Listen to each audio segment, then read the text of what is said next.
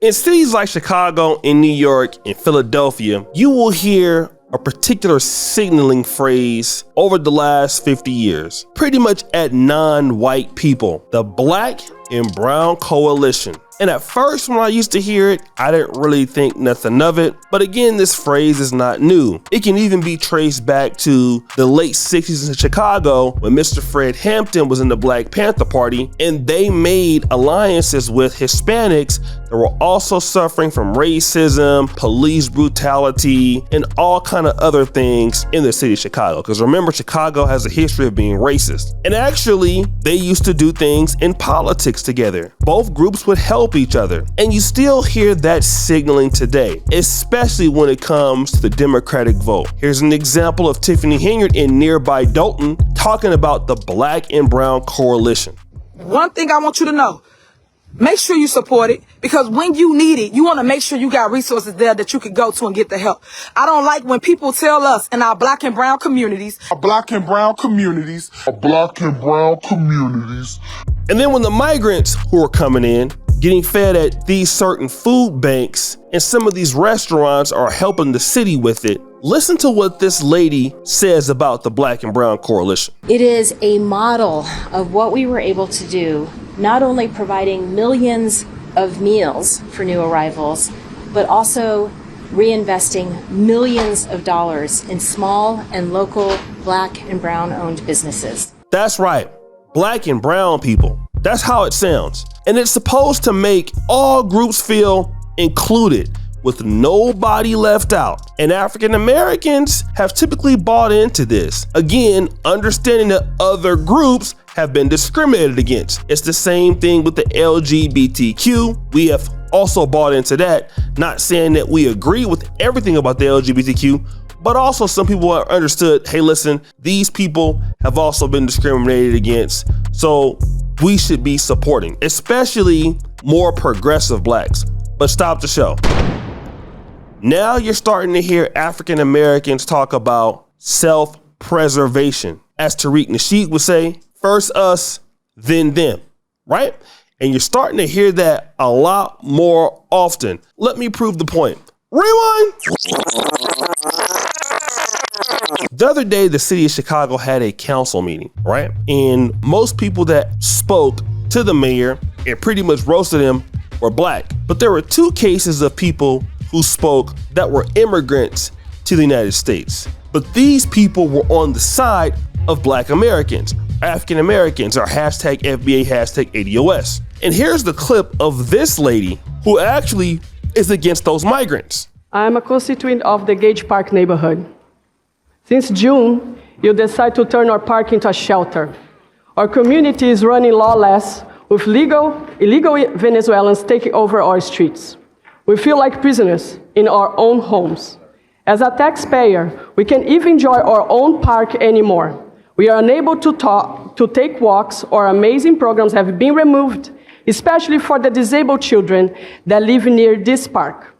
We worked hard to improve our park, our neighborhood, but because of your irresponsible move, this is not impossible. Their illegal cars are parking on the residents' permit street. They are selling food without permit, causing traffic, yet no police reinforcement to help us. Guys are standing on the side of the building, doing God knows what, riding their bicycles around the neighborhood and looking to break into our houses, garages, and cars.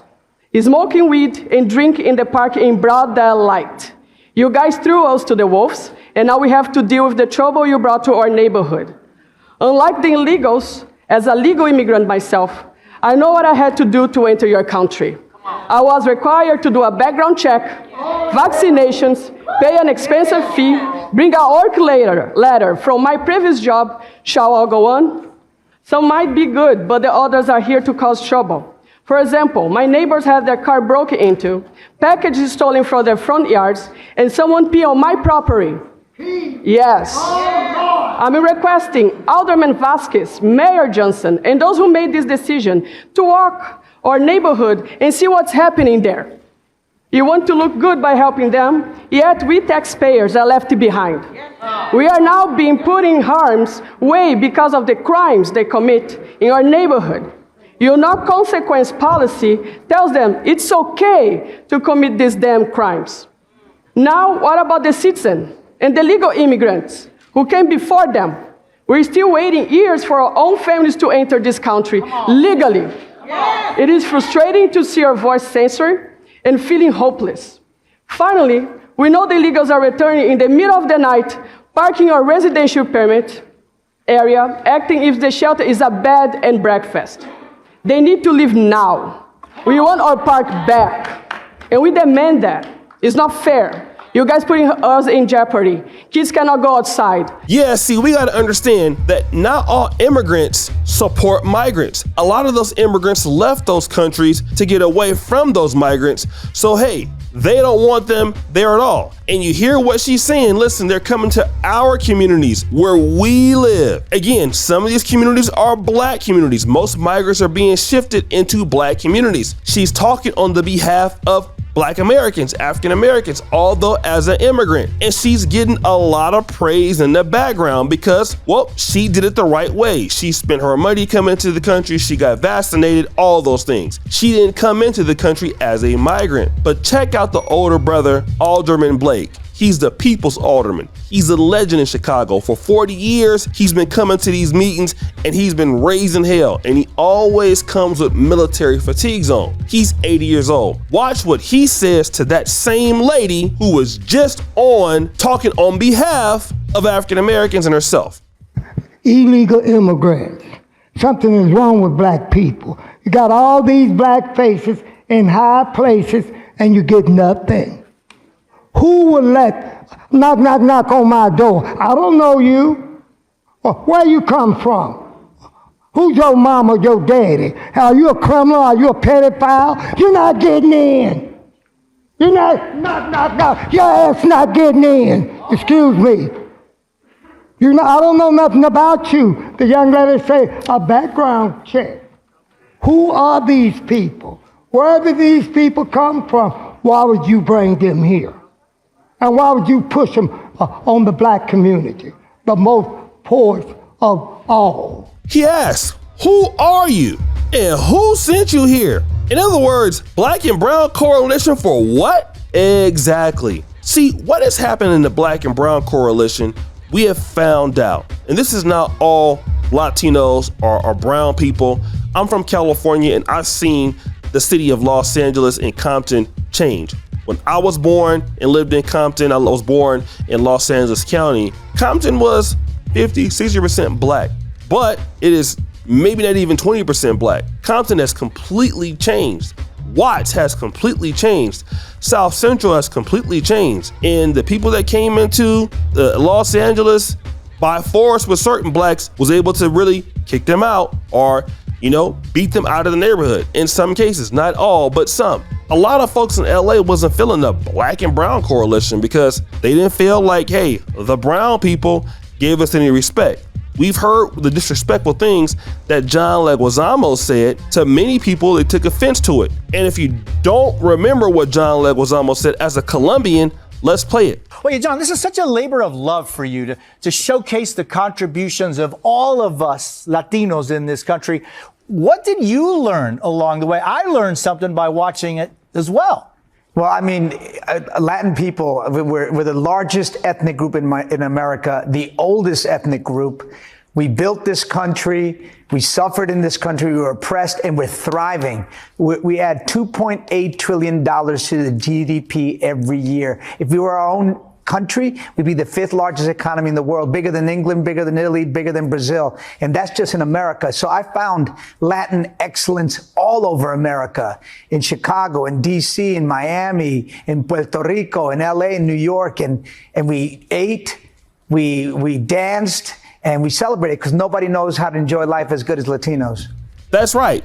The Brown Coalition is not just Hispanics or folks from Mexico. That's people coming from Brazil, folks coming from Argentina, folks coming from El Salvador, anywhere Central America, basically all of the migrants. most of them are coming from these places, Central America and South America. And once they come into the country, they're not looking to align with blacks, they're looking to align with themselves. And that's how they became the #1 voting bloc. But you always see Democrats, even black Democratic leaders, they're always trying to include the African American vote with the brown vote. And do you really want to know something? They don't even need our vote. Like Dr. Claude Anderson said, if you didn't get anything at #1, you damn sure ain't gonna get something at #2. And we might be falling down to #3. So what, black and brown coalition? Why do they keep lumping this stuff in when the people that are coming into the country, like the brown folks, they're getting all the free things, free healthcare. Many blacks are homeless in Chicago. You know, even Brandon Johnson will admit it. Listen.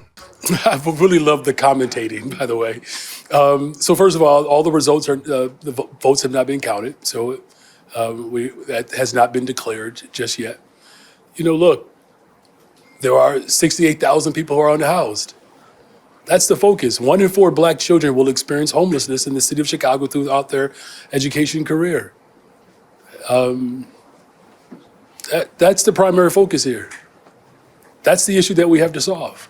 Brandon Johnson admits 1 out of every 4 black person born in Chicago will experience homelessness. He ain't say that for the Brown Coalition, right? Because they don't experience homelessness like that. They got a community and they got money in their community that will protect them from that. But the blacks don't. Why didn't he mention the Browns or Latino people? Because they're not experiencing that. Want to know who experiencing that? The blacks. And guess what he's doing? He's bringing in all of the migrants. Well, he ain't bringing them in, but that's the federal mandate, and the Democratic Party are bringing them in. Why? To replace the blacks. That's what our assumption of that is. So black people have to be serious about self-preservation. And this is what I talk about on my channel nationwide. This needs to be a continuous call to action for the African American community, however you want to call yourself. Some of y'all get mad at that term. I grew up with that terminology and I still use it, and I know what I mean. I'm talking about those from us from the history of the slave trade. Today is the best day to start saying hello to each other, goodbye to each other. What is your name? What do you do?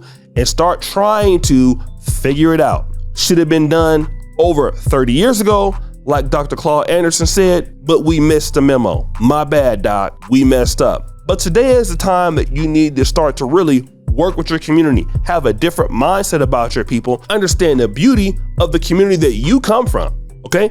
I used to be another brother that would sometimes be having disparaging thoughts about where I came from in the black community. But as I got older, I realized everything I have now is because of the ancestors who made it that way for me. And boy, am I ever so grateful. And I learned that real quick. You know, it was over almost a decade ago, but I can never talk down on my community in that way because they made me who I am. So now when I want to see another brother and sister from the community, I need to change my mindset and not think that everybody is shady or look at that brother over there, I can't work with them. No, we are our only lifeline. The same way that these migrant groups are their only lifeline. And I'm gonna do a video about that for black men to let you understand what kind of competition you're really up against and how you need to get it together. But there is no real black and brown coalition. There is the brown coalition, which replaced the black coalition and is doing much better than the black coalition. But still, the Democrats want to go ahead on and lump them together when they treat one group completely different than the other group. And we got to understand that self-preservation is key. This doesn't mean that you hate anybody else. It does mean, though, you love yourself. So guys, what do you think? It's your boy, Alshadu Jackson, back with another episode here of Fair Use.